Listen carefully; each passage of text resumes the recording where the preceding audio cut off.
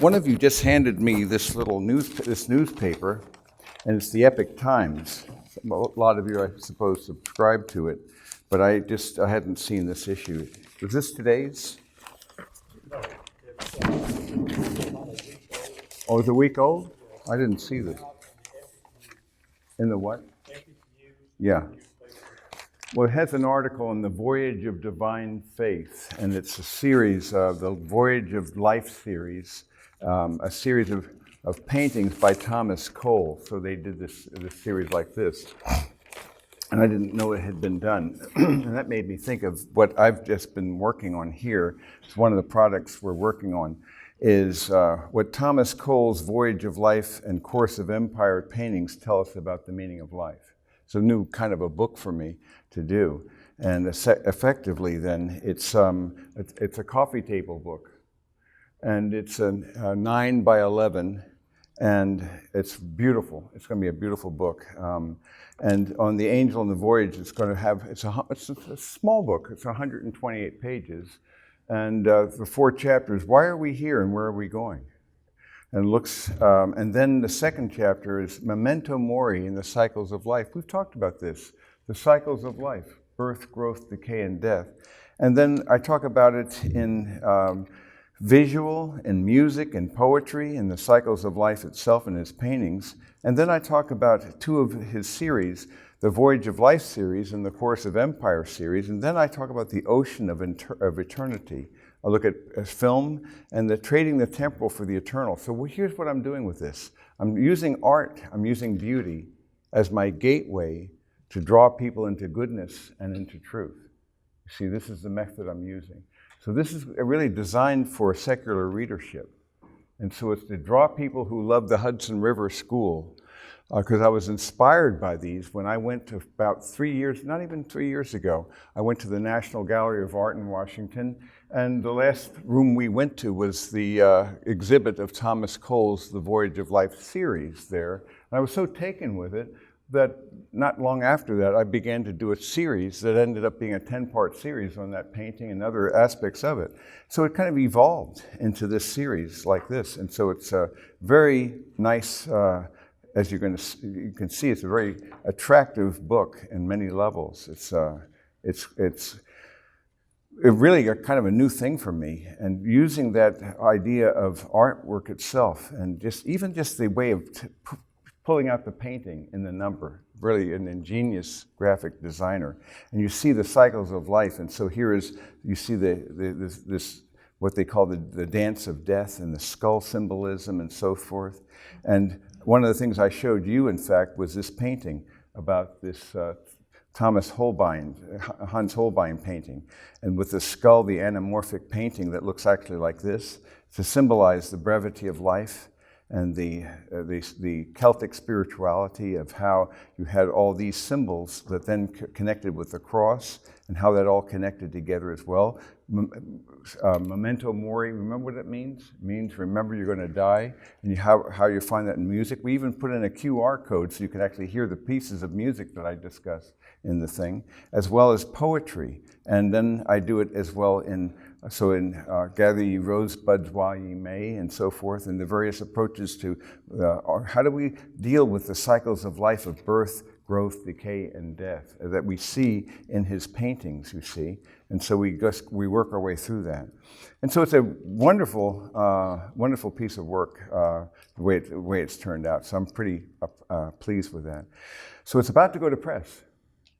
So it's kind of a new experiment for me to use that and reaching a new community of people who and so even with film, I'm using Schindler's List, for example, and the Bucket List, and also even the Seventh Seal by Bergman, a knight playing chess with death, and trading the temporal for the eternal, and that only at the end. Then the story of redemption through 4 words, my thing that I do on the 4 words of God, God's infinite word. So only at the end of the book do I actually bring us into moving from beauty to goodness. So I want good people to see, to have them drawn into the idea that the gospel could be true, that this thing could be true, because we're all in the cycle of life. We can't get off that river.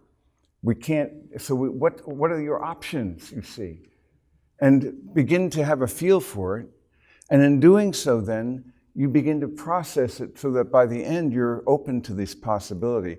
Then we provide a perspective. We talk about God's infinite word expressed in creation. Isn't this marvelous, this image? This is in Iceland. And then this is a beautiful picture as well, a composite from God's microcosm and midicosm and macrocosm. And then we go into God's inspired word, his incarnate word, and his indwelling word, and then what we call the solution to the dilemma of mortality. And at the end, Thomas Cole's last work that he was working on, this series, which ends with the cross. And so we bring him to that point. This is the solution to the dilemma of mortality. So it was a fun thing to work on. So that I didn't plan to say, but he just handed this to me. That's not at all what I was planning to talk about. But I will be glad to make this available to you once we have them out. What we were planning to talk about, though, is developing a biblical purpose. And we were talking about this concept then of purpose. And in our last session together, I used the example from Walker Percy's novel, The Second Coming, about a man who, the metaphor of missing your life like a person misses a plane, you see.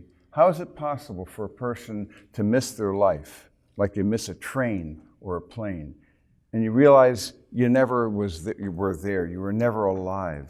And so he says, is it possible to miss your life in the same way one misses a plane? And the answer to his question is in the unqualified affirmative. The reality is, yes, it's quite possible. And in fact, so many people have done it. John Henry Newman is attributed as saying, fear not that your life will come to an end, but rather fear that it never had a beginning. See, it's a lot of people never really were alive because they never were asking the basic questions of why am I here? What am I called to do? How many of you saw the movie Awakenings? Remember that movie? It came out some years ago. I wonder if it's over 10 years ago, I think. But if you recall the film, there were these people who were in a catatonic state for maybe 30 years. And then there was a medication that was found, and it actually took them out of that catatonic state, at least for a temporary time. And some of the people were elated, but some were really bitter that they lost so much of their life. What happened? 30 years of my life, where did it go? You can see the obvious metaphor. A lot of people were like in that catatonic state. They lived their life, but they weren't alive. They just went through the motions and never thought about the fundamental questions. Who am I? Why am I here? Where did I come from? And where am I going? So this whole idea, what they did was that many of the people seized the preciousness of every day, especially when they saw and discovered that the medication was only temporary. It would not really have a permanent effect. So how many people then really do go and lurch through life, it seems, and never really think, never really ask the fundamental questions of their unique purpose for which God put them on the planet? Václav Havel said, the tragedy of modern man is not that he knows less and less about the meaning of his own life, but that it bothers him less and less. And I think more people are really not even asking the question or even interested in the answer, it seems to me. That people have this incredibly growing capacity to go and not even think about those matters. They can go through decades, I've found, without seriously wrestling with them. In fact, the only time those fundamental questions hit them are when? You can guess the times. When they're facing death or when their loved ones are facing death. It's that awful moment of embarrassment when they face the horror of having to be at a grave, you see, and they don't know what to say. They don't know how to respond. What do you do? What do you say when you're at the graveside? And most people don't have a clue. They're not ready. It's like being at Thanksgiving in another way. This is totally different. But it's that strange moment of embarrassment when they're finding somebody to pray because they haven't been in the habit of doing so the rest of the year. And suddenly then somebody has to get religious You see, because after all, it's Thanksgiving. It's like Bob Hope when he was when he mentions how his plane was struck by lightning, and somebody, when it happened, an old woman across the aisle shrieked, "Somebody do something religious." So he did, I quipped. He said, "I took up an offering." No, the idea though, do something religious, you know?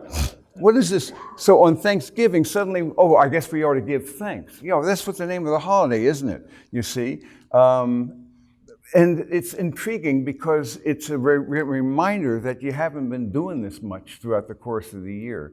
So it's funny because I'm usually the guy in my family that's the designated thanker, you see. I'm the designated prayer, as you see. And it's intriguing how this works out. So when I was at my sister's celebration of life a couple weekends ago in North Carolina, because her homecoming was in February, but they wanted her birthday celebration to be the time when they really marked and memorialized her life. And so I went with 4 of my friends, and we did this. And of course, naturally, when they had the lunch and the dinner and after the graveside, naturally, it fell to me to do that. I actually let my friends do that, you see, instead, but to fill that. But it's intriguing, isn't it, how there are ceremonies, but they're no longer being done. But there are certain formal moments when we think about God, but normally, He doesn't even occupy the dim reaches of our consciousness until tragedy strikes, and then we think, oh yeah, we're mortal. And it would behoove us, it seems to me, to remember that those are actually glimpses of reality. Whether you like it or not, you're on this river. You can't get off of it. And that river then is your reality. And because of that, you have to ask these fundamental questions and wrestle more firmly with them. Because and this is the question, what do you want your life to add up to in the end? Because if you're not asking that question now, it'll be elusive, it'll be vague, and you'll just go and just react to and respond to rather than being intentional and actually thinking in advance and processing your choices. So many people then, as I say... What page are you on? Oh, I'm on page, in the revised edition, I'm on page 489. Thank you. Yeah. Mm-hmm. So I'm in the chapter now at the end, what it takes to finish well. Because you see, there are 4 parts in this book, and just to call this to your attention, if you'd like to know, if you have a copy of Conform to His Image, I should let you know this. I did show you this before, but these are the 4 places where it's mentioned. It's mentioned on these pages.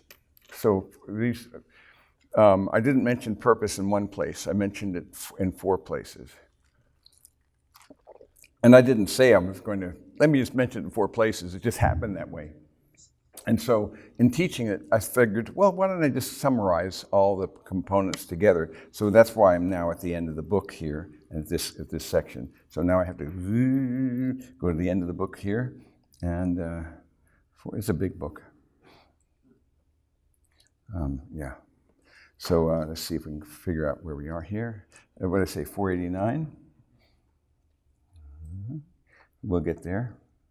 So this is when we were in the last chapter. Remember, we were looking at the 7 qualities that mark men and women who finish the journey well. Being, knowing, and doing. And the being, intimacy with Christ. The knowing is a biblical perspective and teachability and purpose, and that's where we are here. And then the doing is healthy relationships and ministry. I was just talking with Mike about a shower idea. I get my best ideas when I'm taking the shower. This morning's idea was a name for a book and a subtitle. The name of the book is The Word Became Flesh. The subtitle, Knowing and Becoming Like Jesus. The interesting thing is you become the Word became flesh. Isn't that an interesting thought? Pretty radical stuff. You are meant to be the Word become flesh. You are meant to be Christ taking on flesh, you see. You are Christ in you, the hope of glory. So you are called to know Him, not just in your head, but in realization in your heart, you see, to know Him that the eyes of your heart are going to be enlightened. And the more you know him in that way, then you become like him, you see. And then you become an incarnation of that life of Christ in him. So then that becomes an expression of the life of Christ in you and through you. At any rate, this is where we were. And so in this idea then of developing this biblical purpose then, we were looking then of again, the idea of adding what our lives get added up to. And we want to find this, our lives mean something. But like the airline pilot who announced the good news that due to a strong air tailwind, the plane was making great time. But the bad news was due to equipment failure, they had no clue as to where they were, you see. So there are a lot of people who are making great time as they're heading toward oblivion. They have no clue where they're going, but they're sure on a good track, fast track to getting there. And that is really a strange metaphor for, I think, many people's lives. They as I put it, they may experience the thrill of the bungee jump, but they don't realize the cord's not attached to their ankles or waist, but to their necks. That's a rather strange image. Now that's a dark humor. But in any case, it made me think of the Cheshire Cat. Would you tell me, please, Alice asks the Cheshire Cat, which way I ought to go from here? That depends a good deal on where you want to get to, says the cat. I don't much care where, said Alice. Then it doesn't matter which way you go, says the cat. You see, any road will get you there. If you don't care where you're going, this is a kind of a Yogi Berraism, any road will get you there. And that's true. So if you're indifferent to your destination, then it doesn't matter. So the whole idea is the outcome of an unexamined life is not going to be a successful thing. And this is why I like this term, destination sickness. I picked it up when I was doing a teaching on John Steinbeck's book, The East of Eden. I think I told you this some time ago, that when I used to teach the Centurions for Chuck Colson, I did this for, I guess, about 10 years. And each year, they would have 3 required weekend residences. And it became my custom with Colson, I don't know how it happened, that on Saturdays would be a Friday to Sunday deal. And on Saturdays, it became our custom to have lunch together, sometimes just one-on-one, and then sometimes we would share that lunch with other people. On one of the one-on-one occasions, he decided that because he said, I think you're Christianity's best hidden secret. So let me see if I can get you better known. Well, that didn't work, but that's okay. It's better this way, really, for a lot of reasons. But he said, let me put you on Breakpoint. Let me feature you on Breakpoint once a month. You'll teach a great book.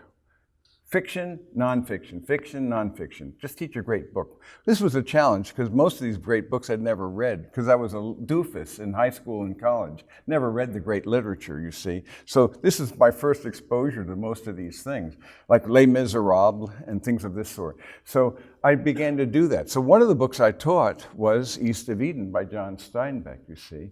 And so each month I had to read the book, and then I had to synthesize it and teach the thing, you see.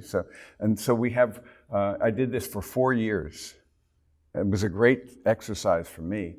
And so I taught 47 books in 48 months because Dante took 2 months. So that's why. So 16 of them became a part of a 4-book series called A Taste of the Classics, each one having 4 of the books. But they're all available on the website, the audio component. But at any rate, this was one of the books that struck me because it's the East of Eden, and you get the image that he's picking up from, the Cain and Abel story. And but the destination sickness is captured by this extraordinary expression. He took no rest, no recreation, and he became rich without pleasure and respected without friends. That's a chilling description, isn't it? Let me read that again. He took no rest, no recreation, and he became rich without pleasure and respected without friends. That puts a chill in my soul. You know, what's wrong with this picture? How many men are this way? How many men are functional successes and relational failures. This is why I've talked about excellence as having to be more and more seen as being inside out. Remember, we've talked about this idea that excellence shouldn't just be seen as functional. It needs to be seen from the integrity of the inside out. Because what's not visible is the most important thing about you. What others do not see is really what matters. It's what God sees. It's who you are when no one's looking. And so it is spiritual excellence, that deep core of your being. Let that animate then moral excellence, which I define as the fruit of the Spirit, or Christ-likeness, the virtues of 2 Peter 1, for example. And then the moral excellence will empower relational excellence, because if you are other-centered, if you manifest those qualities, it will certainly energize relationships. And that, in turn, then, should express itself in the work of your hands, because there'll be integrity, so that you're not going to do sloppy work. You're not going to do shoddy work. You're going to do work that's going to express integrity, whether people notice it or not. Because you're not doing it just for appearance's sake. You're doing it because of integrity. You do it whether people are looking or not, you see. Teach me, my God and King, in all things thee to see, and what I do in anything, to do it as for thee, so that my audience is an audience of one. Then I'll do it with greater integrity than if I'm doing it to please or impress people, you see. So now you're a man of integrity, and then it's inside out and top down. Then I added recently added this fifth level of excellence, what I call theoretical or ideational excellence, because you need to think well, and then they all reinforce each other. So when I'm going back to this idea then, I think about this concept then of thinking well and living well. So Soren Kierkegaard, he had this idea of defining life backwards and living it forwards. And so, first of all, I want people to avoid destination sickness, but to discover instead that the journey should be defined by seeing, what do I want my life to look like and why, you see? And so instead of having that kind of sickness where it's not all it was cracked up to be, because how many men go through life and seem to acquire. Remember the Monopoly rule? The rule of the game, the two rules of Monopoly. Remember the first rule? Acquire. Rule number 2, when the game's over, all the pieces go back in the box. A little bit like life, isn't it? And many men are like that. They acquire, and then they're in the grave, and what was that about? A tale told by an idiot, full of sound and fury, signifying nothing, if it's not something that's based on the eternal. So define life backwards and live it forwards. He says, let the destiny define the journey, you see. And then the journey then is lived in light of that. So why would you really take a 2-week vacation without any plans as to where you're going to go, what you would do? Maybe some would have a spontaneous sort of a camping trip kind of a thing, but in general, we're not going to do that. But what's fascinating, most people will plan better for a vacation than they do for their life, if you stop and think about that, the rest of their earthly existence. So here's this question you want to ask. What do I want my life to add up to, and why do I want it to add up to? So at the end of my sojourn, what do I want it to look like? When it says about Abraham, that Abraham died an old man full of years and satisfied with life. How can you ask yourself the question, what would it take for you to be a man who died and who can say, look back on your life and you were satisfied? That your life was a life well lived, you see. And this is your perspective. The real question then is not what you're going to leave behind. See, our answer is always the same. Everything is the answer. It's what you're going to send ahead. And this is really this whole idea of and so the 3 dimensions of purpose are God's ultimate purpose, and really we have very little understanding of what that entails, because it's a deep and profound mystery. Why did he create anything? He wasn't bored and he wasn't lonely. He didn't need us. But then there's God's universal purpose, and this has to do with the basic purpose he has for all people. who acknowledge the lordship of Jesus. And that is really to communicate the gospel to others. And so this whole idea that they may know you, the only true God, and Jesus Christ, whom you have sent. So to know him, that they may know you, and then not only to know him, but to make him known. Again, that book title I just gave you before, The Word Became Flesh. To know him and make him and become like him. And so in doing that then, that's to me a great high ambition. And that is why this wonderful prayer of Jeremiah 9:23-24, let not a wise man boast of his wisdom, and let not the mighty man boast of his might, and let not a rich man boast of his riches, but let him who boasts boast of this, that he understands and knows me, that I am the Lord who exercises loving kindness, justice, and righteousness on the earth. So if you want to boast, the ultimate name dropping is that you know the living God.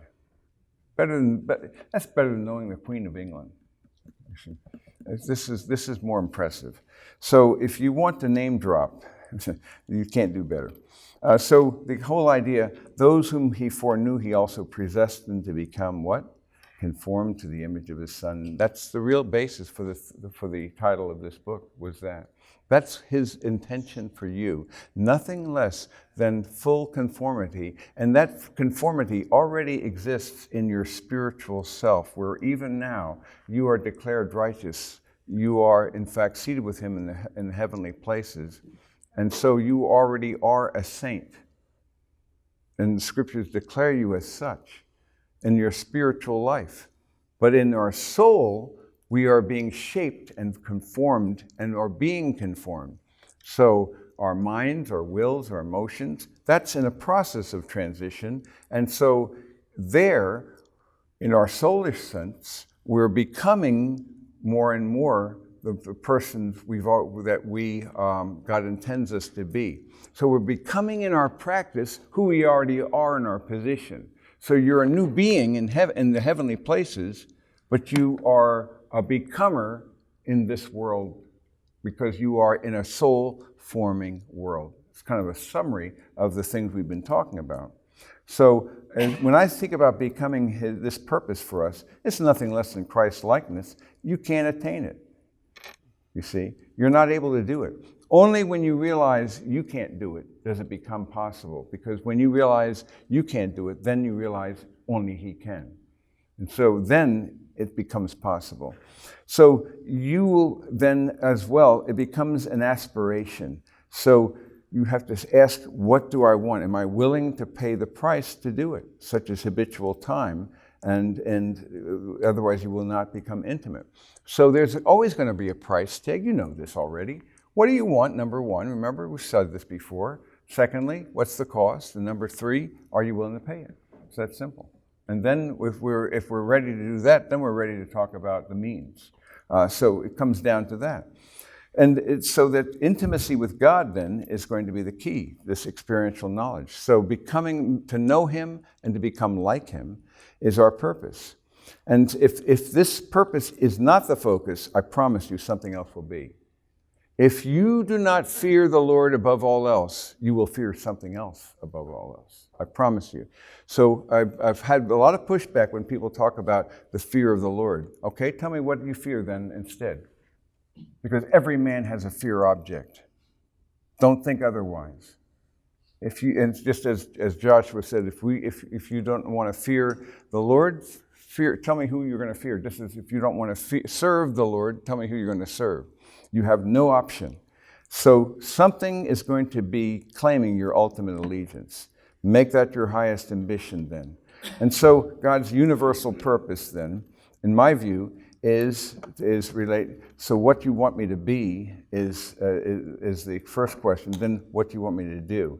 And the being has to do with becoming like Christ. The doing is making him known.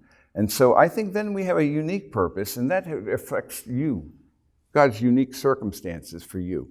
He's called you and called you before you were in your mother's womb for a purpose. You are his workmanship, created in Christ Jesus for good works, which God prepared beforehand that you would walk in them. You're not an accident. And therefore, your call in this world is to become the person he intended you to be. And for you to, but he's not going to force you against your will, you see. And if you choose to draw back, he's not going to wring his hands and say, oh my, what am I going to do now? He's inviting you to have a slice of the action, but you can say no. He'll get his work accomplished, but you'll miss out. So you have to ask yourself, what is your life going to be given in exchange for? And if it's not this, it'll be something. So my questions for you then come down to these three. How can you avoid the dangers of destination sickness? You see, because every man is in danger of that, of giving their life in exchange for something that's ashes in their mouth, bitterness, and emptiness. If they're not careful, they can easily be in a situation where they gave themselves away for something that was not enough. And secondly, what do you want your life to add up to and why? That question I gave you before. That's a question for you to review from time to time. And by the way, this relates, let me go back, I'll go back to that in just a second, to these three things we've seen before. Ultimate purpose. Why did God make anything? We have no answer for that. There are guesses, but really we can't grasp it. But universal purpose, evangelism and edification, for you to make him known and to become like him. And that's E squared. And then the unique purpose that God called you for, that is an expression that no one else really can quite do. And then the third is going to be, how will you pursue his unique purpose? And that's a process of prayerful reflection as you really do that. And a process that's going to involve you and also people that you know, inviting people to help you and do that, and you to help them, encourage and ask each other those kinds of questions as well. So these are your questions for today. One of the people in my Zoom table, namely the Zoom group, asked the question about destination sickness, and I wanted to clarify that. It's the realization that whatever you were pursuing wasn't all that it was cracked up to be. Again, it's just you thought it was something that was going to be, but you discover that if it's not the living God, it's something not big enough for you. So what questions did you have then, or what are your thoughts about these things? Any insight? Yes. One of the things that was discussed here when we addressed avoiding the dangers of destination sickness. Louder. When we How do we? Were we going to use the cards or something like that? I forgot. Probably next week. Next week, okay, yeah. So I'll repeat what you're saying. So you said when we were discussing the dangers of destination sickness, yes? the dilemma that we see in our society today is just such short-term thinking. If you look at the world, the Japanese and Chinese are typically thinking in terms of decades, whereas we in the U.S. will know what the quarterly reports will be. We meet for that, we met another. Yeah.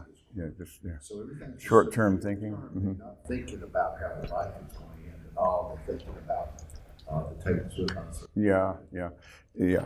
It's just we don't really think about the long-term consequences, and I have an illustration of that I was actually showing the men in my thing. It's from the Voyage of Life series, and the illustration of youth, because there's the childhood image here, and then the second phase is youth, and then there is manhood, and then there is old age. And what's interesting about this series is the deception in youth, because in youth, what is he looking at? He doesn't see the angel behind him, you see? What's he looking at? He's looking at a castle, and you see his arm, his hand is pointing, he looks at this, and he has the hourglass, you see, right here. So there's a little hourglass here, you see, and he's got his hand on the rudder. He thinks he's in control. He's not looking at the angel at all. But what's he pointing to there? His hand is going up this direction here.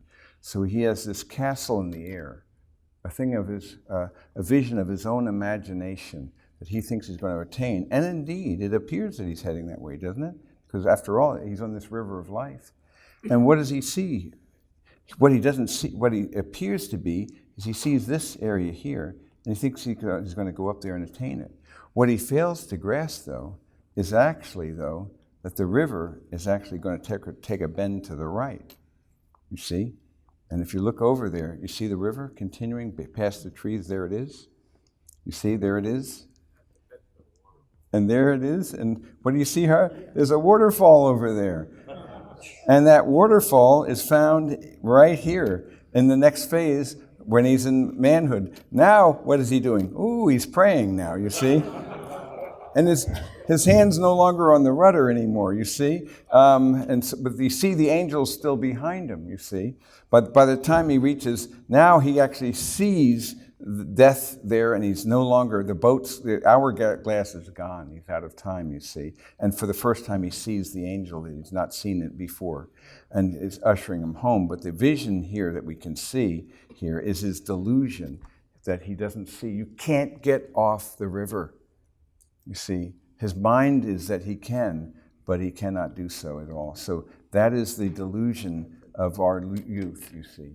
And many people then keep supposing that they can put it off and that the future will make up for our present lack. And so whatever we don't have now, maybe the future will make up for it until you run out of future. And then we have nothing but memories behind you and the grave in front of you. And then what do?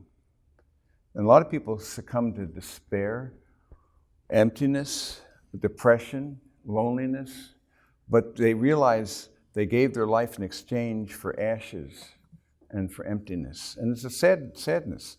And so the scriptures invite us to say, even now, I can turn things around. I can redeem the time, but you've got to return to me. You have to make that choice. But the longer you resist the choice, the more resistance there will be. And the more diminished your capacity will be to actually do it, you see.